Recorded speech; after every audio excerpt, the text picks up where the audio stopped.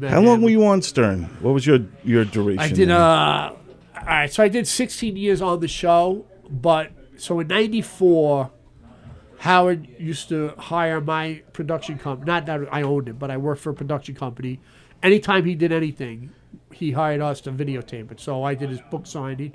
I did his run for governor. I did. Wow, you were there through his history. I did all the early biggest moments shit, back, like his I rise. did his New Year's Eve special. Wow. I did all of that shit. In fact, I'm kind of pissed. When he wrote his book, his first book, there's a picture in the book where they're like Stern for governor. Right, yeah. And there's a camera crew. And I was supposed to work that day, and this guy was like, I want to be on that shoot. And he was on the shoot.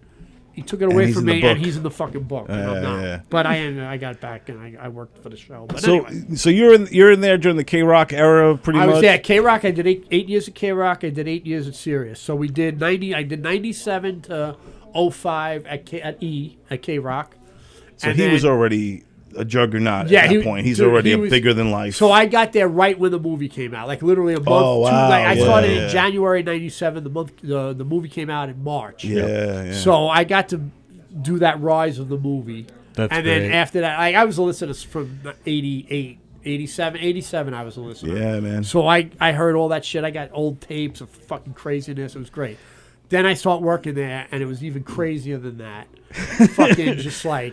So that's why I always wonder what's it like being a part of the Howard Stern show during awesome. those years, or like the rock star years. It was a rock star. And how was Howard with you? Did Howard take the time to talk to you? So at the first couple of years, Howard didn't know me, which was fine. It is what it is. And then one year we went to New Orleans, and we went to do. He was selling his Saturday night show to Napty. Go up against that was Saturday on Live. Channel 9, right? No, it was on CBS. He had the Channel 9 show in the late 80s, early 90s. Then when I started, he did a program that went up against Saturday Night Live. I remember he was trying to do that. You remember those? It was on CBS. Yeah. Did it ever come out? It did. It was out for 2 years. Really? On CBS show? Yeah. It was a CBS show that ran. It actually beat Saturday Night Live a few times. Basically, it was the E! Show edited down to like the best moments that he put on. Dude, the guy's a genius. Yeah. He was getting paid to do the radio show, which he put on E!, which he then put a highlight reel on CBS. He was getting paid 3 salaries for the one same thing. job. Same thing. Yeah. Wow. Great guy. Fucking awesome. So anyway, I'm in New Orleans, and I used to work in porn. And in New Orleans? No, in New York. And then as I was going to New Orleans, I ran into my old boss at porn, and he sat me in first class and got me wasted. And I had a fucking anxiety attack. And I fucking went to the bathroom, and I passed out on the drink cart on the way to the bathroom. Wow. And Howard found out about that, and then fucking busted my balls about that. On the air? On the air. And then we were in New Orleans, and he's never been there, and I was. And I'm like, dude, Howard, you don't understand, man. We get these fucking beads. We throw these fucking beads, and chicks flash their tits. Now, it wasn't Mardi Gras. It was like a couple months after Mardi Gras. He's like, get me beads. And so we get beads, and there was like maybe 10, 15 people on the street. So you and Howard Stern went to New Orleans and threw beads at chicks together? So after like 10 minutes, it was like Mardi Gras. It was like hundreds of people just like, oh my God, that's Howard Stern. And it was like a Mardi Gras. And it was fucking awesome. And we had to go, dude, we spent $8,000 in beads. They fucking got a bill for $8,000. That's a lot of titties. Right. That's a lot of titties. So he was like, this was penny. fucking awesome. This was awesome. So that's when I became like known to him. Wow. And then from then, is this on any recordings of the show? Yeah, right? oh yeah. Back Dude, in the day. your name is familiar. So I was yes. like, Brian the Tit Guy. So at the East show, I wasn't that famous. I wasn't, I would appear here or there. But they would and mainly he would mention me. Your last name, by your last name usually. Yeah. No, I wasn't. Sal the stockbroker. I didn't have a nickname. I Right, was Brian Phelan. Right. So they used my full name. Right. So during that time at E, I was here and there on the show. And if you were a hardcore fan, you knew who I was. But you had to be a hardcore fan. Right. Once we got to satellite Sirius, I was on a much more. So I got big, like we went to Vegas, and people actually, that's when I signed my first autograph. And I'm like, holy shit. Nice. It was kind of freaky. Because I'm like, wow, you know me? Yeah. Like, I'm barely on the show, and you know me. Which was kind of cool, but it was, it's the When power would he of the pick? show. When would he bring you in? Like when, during like Was it similar like with Benji when anything or something? crazy? No, when anything crazy happened, so I drank. I was the party guy. So I think I remember you. right off the said bat, to- the bat, he heard a story about me drinking, or at a concert I had a fight, and he'd bring me in and tell me about that. I remember We had a some of drinking this stuff. show in '99 at MTV. I was the drunk cam, and I fucking blew a breathalyzer of like 1.8. Yeah. It was fucking crazy. We had a great time. So I had my moments, but I wasn't. Roach. I wasn't. I wasn't the most famous guy, but I was on the show. I wasn't like out Right. to be the star. Right. But they brought me out to say who the fuck I was, which was fine. Was it nerve-wracking dealing with Howard on the air? Like, were you nervous that he was going to turn on you or man. anything? Not turn on me. Just I didn't know how to act. I didn't know what to say out there. I didn't know. Like I got one of the first times I was on the air. We were at a Christmas party. The first year I was there, I got busted smoking weed and arrested. So I fucking we went out. We were at this bar downtown, and I got arrested smoking a joint in the front.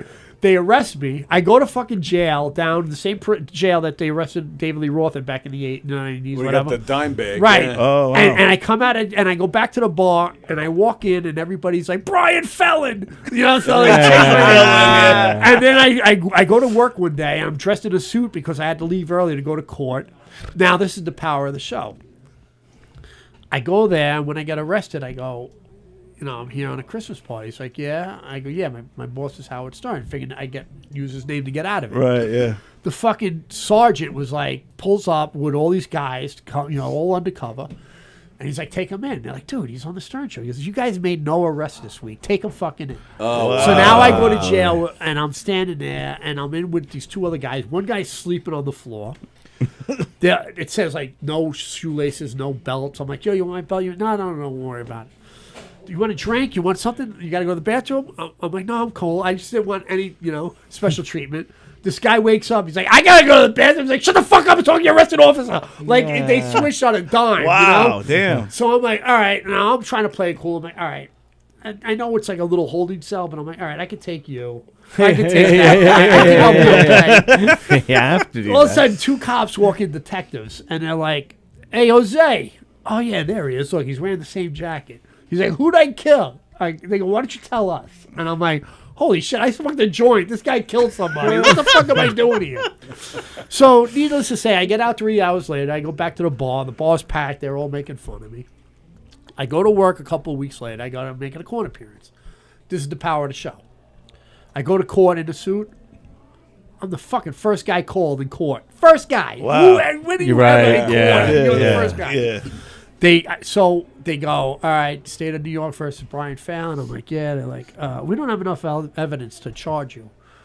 They grabbed 2 joints from me. I'm like, where are the 2 joints? They must have smoked them. They got rid of it. So they're like, listen, if you don't hear from us in 2 months, you're free to go. I'm like, Oh, wow. that's it, free to go? He goes, you're free to go. And I leave, and I actually went back to work because I was like, I had time. I went in at 9 a.m. I was out at 9:01. And I'm sure they Right, love right. that. So too. they bring me on the air, and they're like, "What?" And now I'm like, I don't know what to say because I don't want to bag myself. Right, And right, Right. Yes. I'm like, I don't know. Maybe it's like unwritten law. You can smoke, but you can't. And I didn't know how to handle it. You know?